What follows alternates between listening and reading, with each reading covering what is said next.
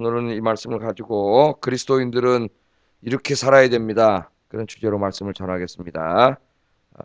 이제 우리 하나님 나라의 시민이 된 우리 그리스도인들이 교회를 이렇게 하나 되게 만들고 힘을 합치고 어깨를 나란히 하고 그래서 이 세상을 복음화하고 사람들을 구원하는 그런 이제 삶을 살아야 되는데, 그런 그리스도인들이 이제 오늘 여기 어떻게 살아야 되는가 세 가지 삶에 대한 것이 나와요. 오늘 말씀을 보면 이제 거기에 대해서 오늘 살펴보려고 하는데, 첫째는 주 안에서 기뻐하라 그렇게 말합니다. 우리 지난번에도 한번 이 주제를 브리포스에서 잠깐 다뤘는데 3장 1절에서 이미 주 안에서 기뻐하라 그렇게 권면을 했죠. 3장 1절에 보면 나 형제들아 주 안에서 기뻐하라 이렇게 말했는데 4장 3절에서 주 안에서 기뻐하라 그렇게 말합니다. 그래서 빌립보서에서 총 보면은 이 기뻐하라고 하는 말을 굉장히 자주 해요. 사도 바울이 무려 16번이나 하고 있습니다. 기쁨. 이 기쁨이라는 말을 16번이나 사용을 해요. 기쁨. 여러분 한번 생각을 해보세요. 바울 자신도 지금 기뻐할 상황이 아닙니다. 자기도 감옥에서 재판을 기다리고 있습니다.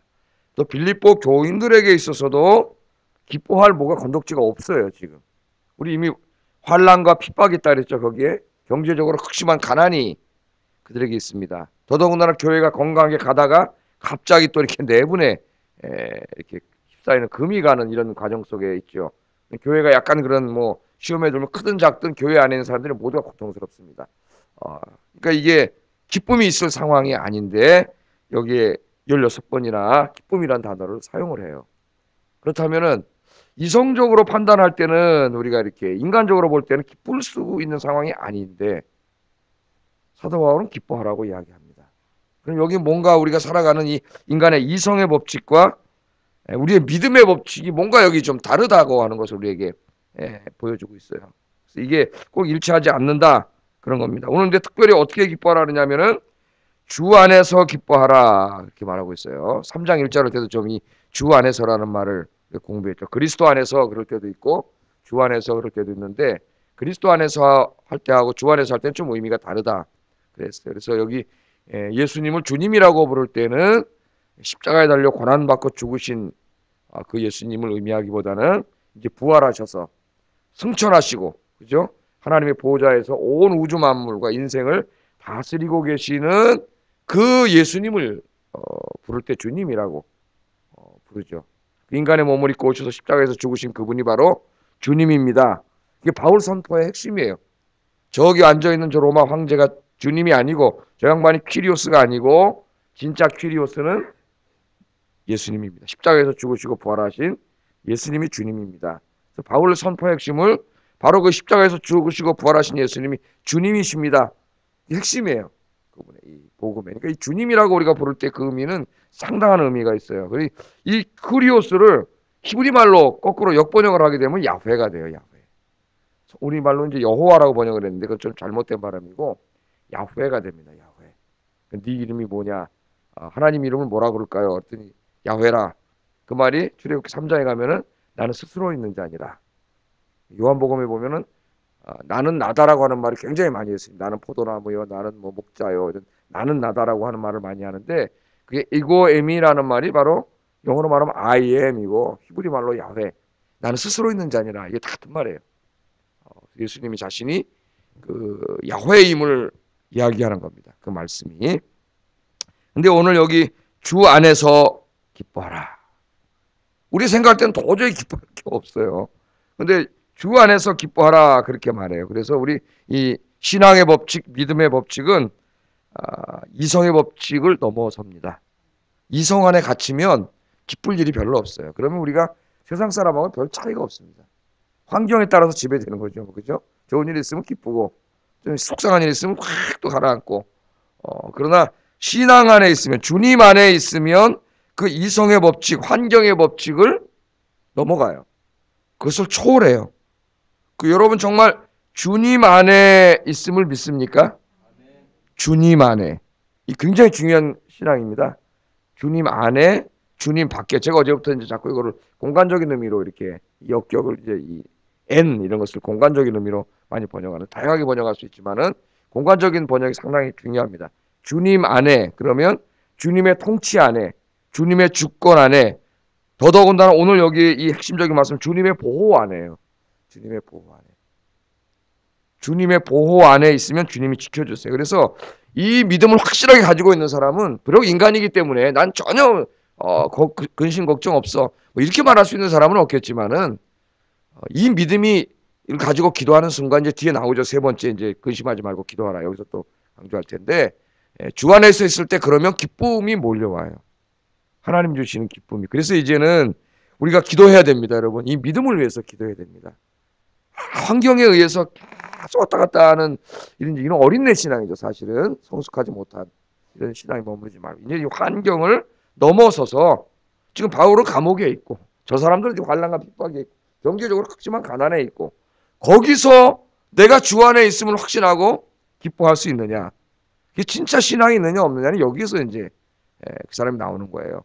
정말 그 주 안에서 기뻐할 수 있다면은 그 사람은 이제는 신앙이 성숙하고 어떠한 마귀가 흔들 수가 없어요.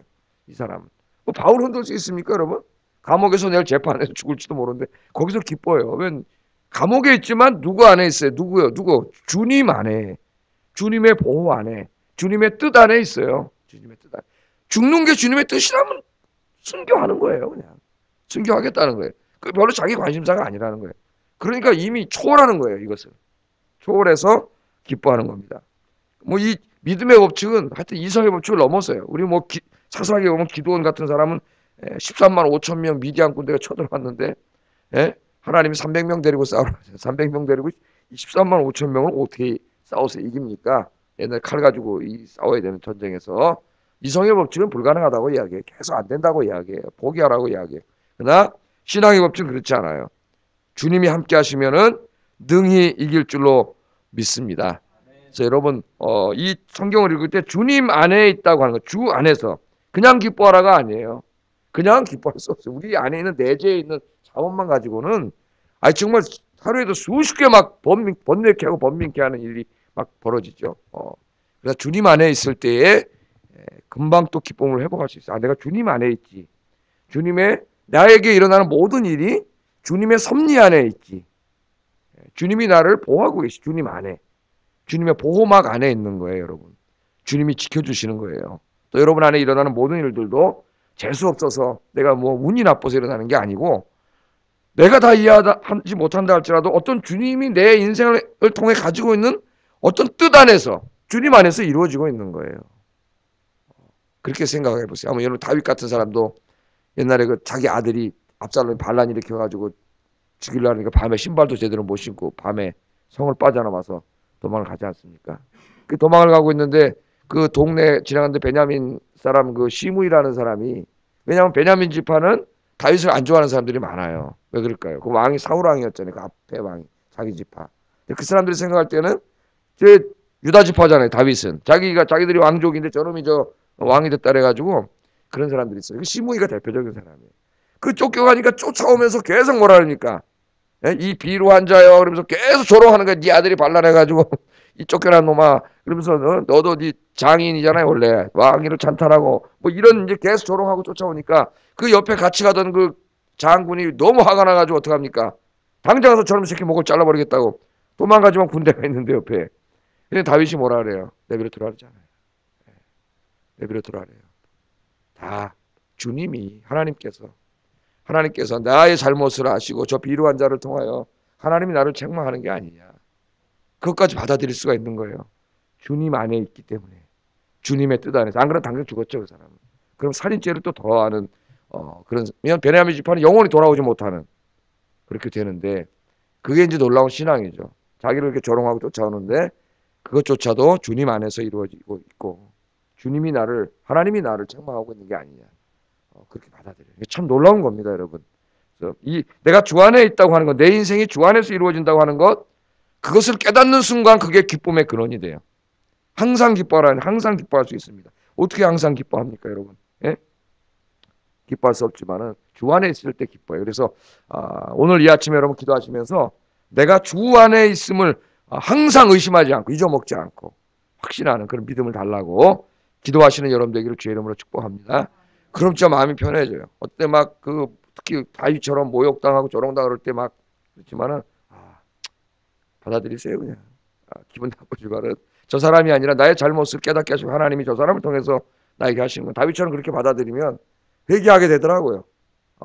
그래서 이 모든 게 주 안에서 이 믿음 달라고 오늘 아침에 기도하시고 그리고 좀 믿음이 더 성숙해지시는 여러분 되기를 주의 이름으로 축복합니다. 두 번째는 모든 사람에게 관용을 베풀라. 참 쉽지 않은 거죠. 모든 사람에게 관용을 베풀라. 5절 읽어보겠습니다. 시작. 예, 너희 관용을 그 다음에 모든 사람에게 알게 하라. 이 모든이라는 말이 또 중요하지 않습니까? 관용을 모든 사람에게 알게 하라. 그리고 거기다 하나 덧붙였어요. 주께서 가까우시니라. 이렇게 말합니다. 주께서 가까우시니라. 그리스도인이 이제 어떻게 살아야 되냐? 두 번째 특징이, 첫 번째는 항상 주 안에서 기뻐야 되고, 두 번째는 모든 사람에게 관용을 해야 되는데, 관용이 뭐예요? 자신에게 해를 끼치거나 상처를 주거나 증오하거나 미워하지 않고 용서하는 자를 관대하게 대하는 거죠. 아까 다윗처럼 칼을 빼서 바로 죽이는 게 아니라 그걸 받아들이는 걸 거의 용서해 주는 거예요. 이 바울은 빌립보 교인들이 교회 안에 지금 보면은 교회 안에 갈등하고 있죠. 또 교회 밖에서는 핍박을 받고 있죠. 이 두 대상을 염두에 두고 있는 겁니다.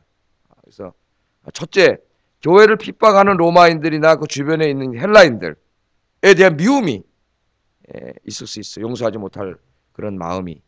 그래서 이 요한복음에도 보면은 그 예수님의 제자들 이렇게 지나가는데 그 요한하고 야고보가 사마리아인들이 막 핍박을 하니까 저놈 새끼를 하나님 하늘에서 우레를 쳐가지고 그냥 확 다 죽여버립시다. 이렇게 하잖아요. 이해가 되십니까? 그 사랑이 많은 사도 요한이. 요한 일서를 읽으면 사랑하는 자들아 우리가 서로 사랑하자. 이게 요한이에요. 그런데 젊었을 때는 혈기가 왕성해가지고 사마리아인들이 조금 뭐라니까 저놈 새끼들 그냥 당장 예수님이 그냥 우레를 쳐가지고 다 죽여버립시다. 이렇게 하잖아요. 근데 이 사람이 나중에 성숙해지니까 사랑하는 자들아 우리가 서로 사랑하자.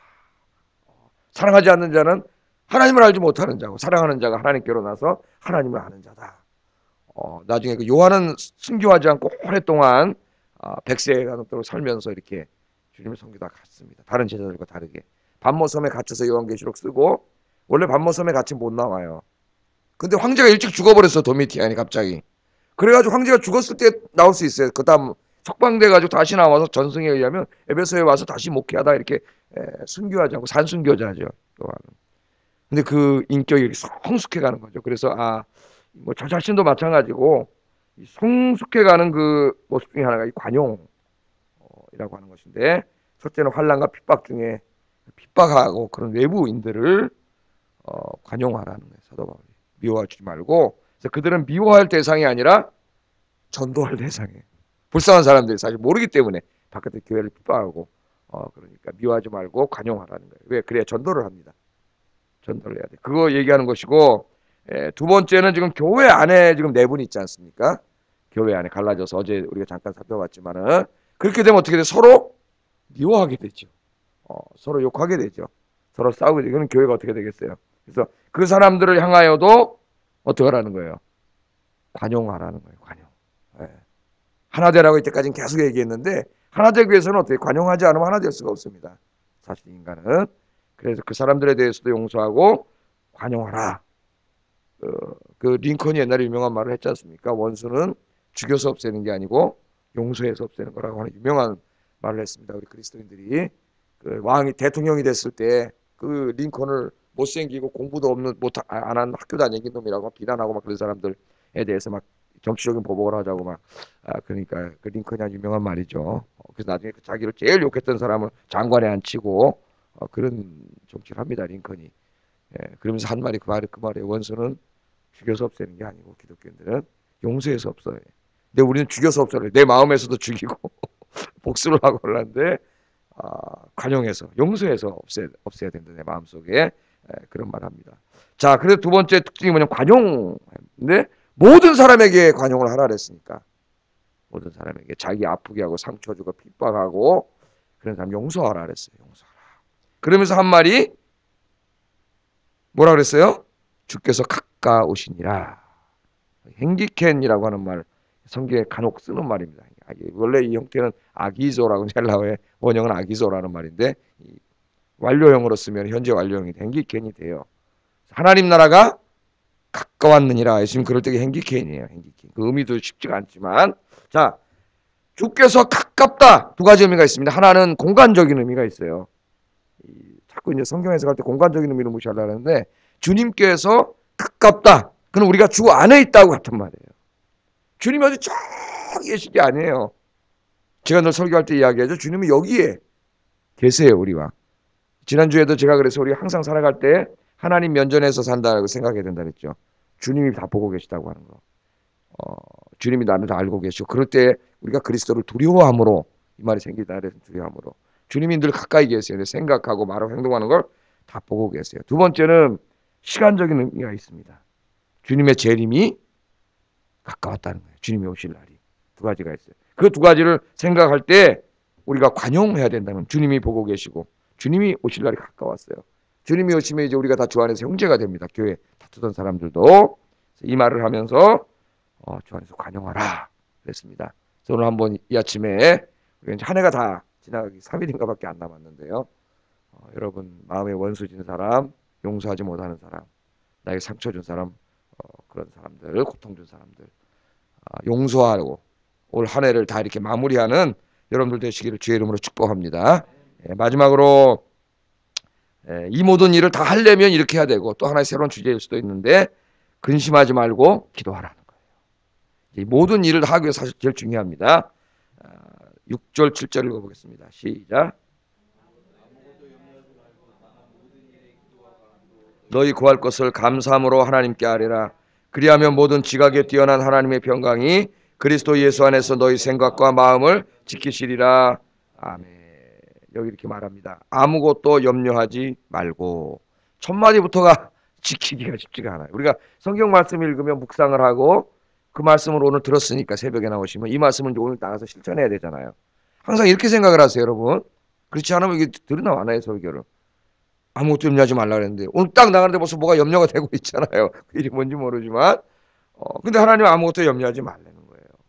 저는 옛날부터 이 생각을 많이 했습니다. 어려서부터 걱정 근심이 많은 집안에서 자라가지고 경제적으로 어렵고 아무것도 염려하지 말라니 이 도대체 정말 이거를 하나님이 인간을 창조하셨다는데 우리를 알고 하시는 말인가?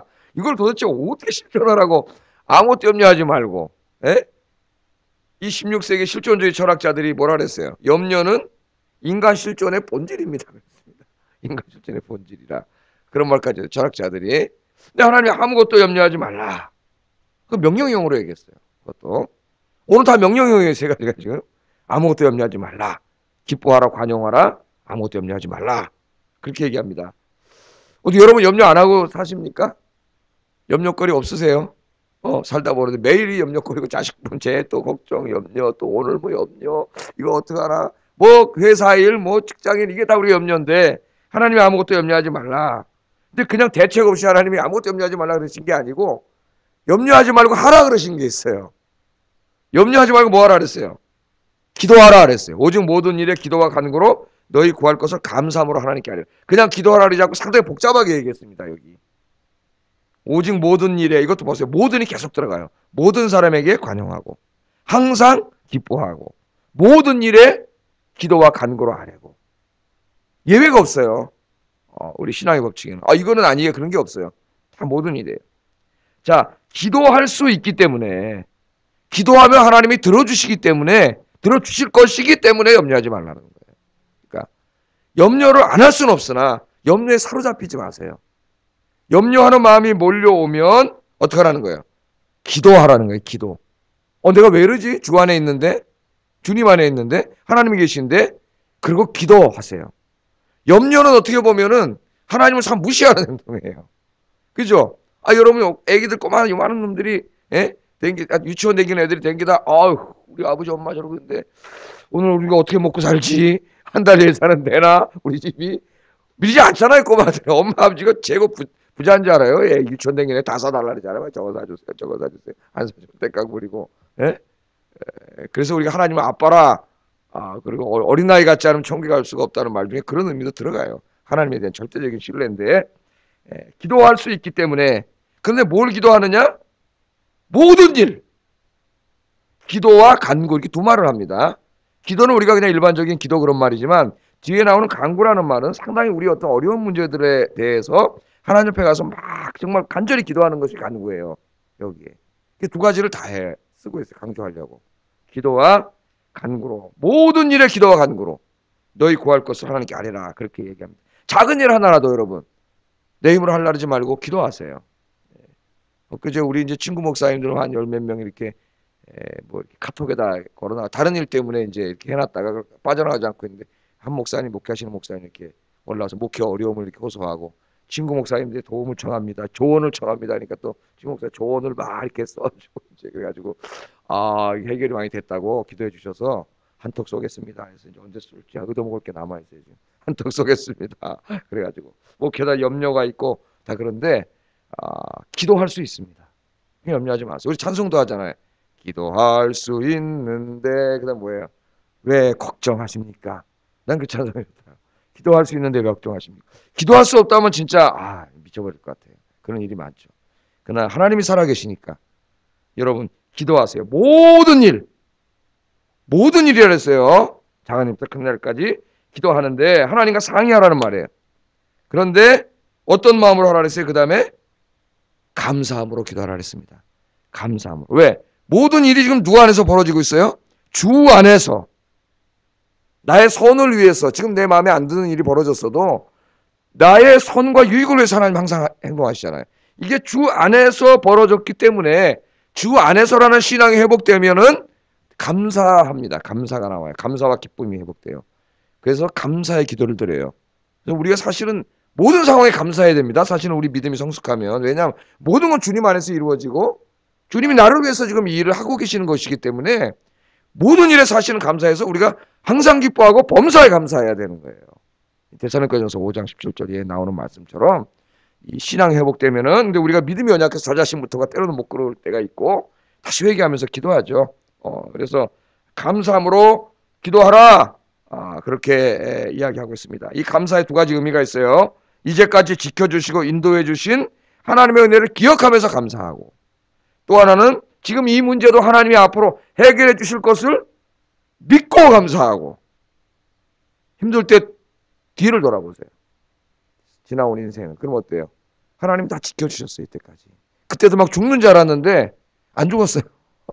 하나님 해결해 주셨어요. 그 생각할 때 감사하고 그걸 생각할 때도 돼요. 앞으로 이 문제도 동일하게 해결해 주실 줄 믿습니다. 믿음이 생기면 감사가 이루어져요. 지금 이 일을 통해서 나를 깨닫게 하시려고 또 혹은 연단시키시려고 하나님이 어려움을 주셨지만 이 문제도 주님이 능히 해결해 주실 줄로 믿습니다. 믿음이 생기면 감사하면 회복해요. 감사하다. 오늘 여기 근심하지 말고 기도하라. 감사함으로 기도하라. 그랬으니까 여러분 감사하시기를 주의 이름으로 축복합니다. 그러면 그 다음에 나오잖아요. 네가 그렇게 하면 염려하지 말고 모든 일에 기도와 간구로 감사함으로 하나님께 기도하면 어떻게 한다고요? 모든 지각에 뛰어난 하나님의 평강이 그리스도 예수 안에서 너희 마음과 생각을 지키시리라. 아멘. 평강이 몰려와요. 걱정과 근심, 염려가 사라져요. 평강이 몰려온다는 것은 응답이 이루어지고 있음을. 그러니까 평강이 몰려온다는 것은 이미 내 마음이 회복되고 있다는 증거예요. 아까 염려했잖아요. 근데 감사함으로 기도했어요. 그랬더니 이상하게 마음이 편안해져. 해결이 안 됐는데도. 이것은 바로 내가 지금 회복되고 있음을 의미해요. 성경 안에서. 근데 모든 지각에 뛰어난 하나님의 평강이. 그러니까 모든 지각이라고 하는 우리 인간의 이성적인 판단이죠. 우리 생각. 우리 항상 머리로 생각하지 않습니까? 이거 어떡하지? 저거 어떡하지? 네, 그 지각을 넘어서는 그런 말이죠. 넘어서는. 초월하신 하나님, 능력의 하나님의 평강이. 뭘 지킨다고요? 너희 마음과 생각을 지키시리라. 아멘. 모든 걱정과 염려, 근심이 어디서 올라옵니까? 마음에서 오잖아요. 마음. 이 마음을 지켜주신대요. 하나님이. 여기 지킨다는 말은 군대가 지킨다는 말입니다. 이 빌립보 교회 상황을 염두에 둔 거예요. 빌립보 지역을. 빌립보 지역에 야만인들이 있어요. 거기 이제 로마가 아니지 않습니까? 그리스에다 개척한 식민지였기 때문에 주변에 항상 야만족들이 쳐들어옵니다. 그래서 만약 그런 징조가 보이면은 로마의 도움을 청하면 로마 군대가 들어와서 어떻게 해요?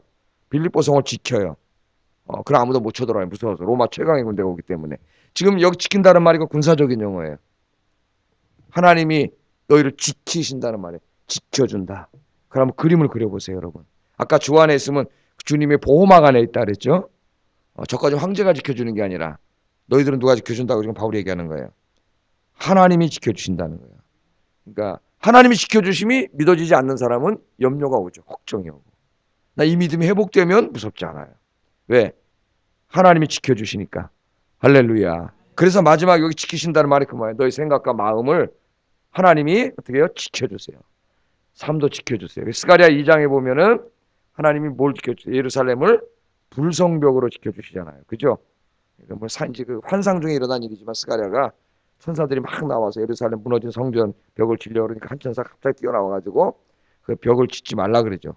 스가랴 환상을 보니까. 왜 그러냐면은 물어보니까 하나님이 지키신다는 거예요. 뭘로? 불로.